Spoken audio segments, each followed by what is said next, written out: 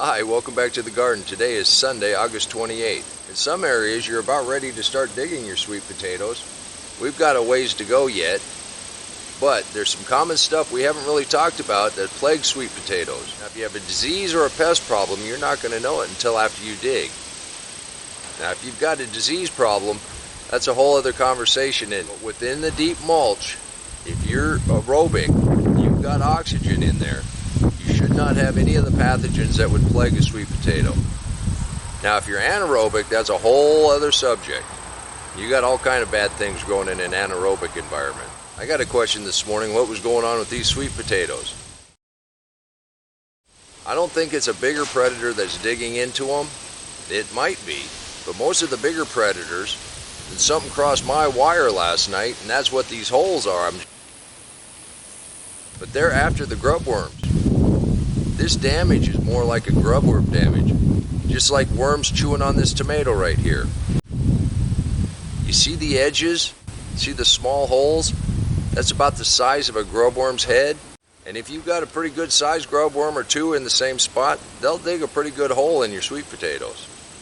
This has happened to me before. We cure them exactly the same way. Now, as long as you don't have a real squishy spot, you put your thumb on it and it doesn't squish out, it's probably pretty much just some kind of worm or predator damage. But a lot of the bigger predators, they're just after those grub worms.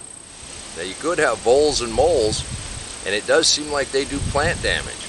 But basically, their little tunnels just tear through the root. For as long as I can remember, anytime something would come in out of the garden, if it had a little damage on it, Grandma would pull that knife out and cut around that. Whatever she was cutting was fine past that spot. She just cut that spot out, and it would become part of dinner that night. These might seem unsightly, and yeah, if you were in a farmer's market, you wouldn't want to sell it, but it tastes just as good. All right, let's see what we have here. I'd left a couple of these smaller ears on, just to let them get a little bigger.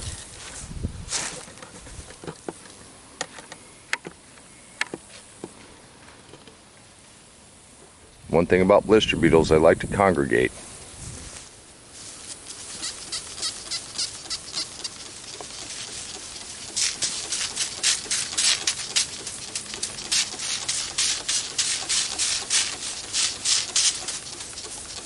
And they run.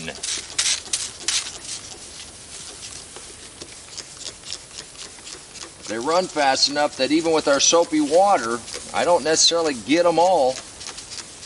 And I'd stomp these, but in the deep mulch, there's nothing underneath to really crush against.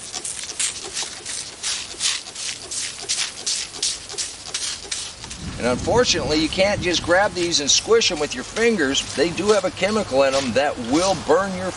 And this is just soapy water I have in here. But this is what I've been up against all summer long.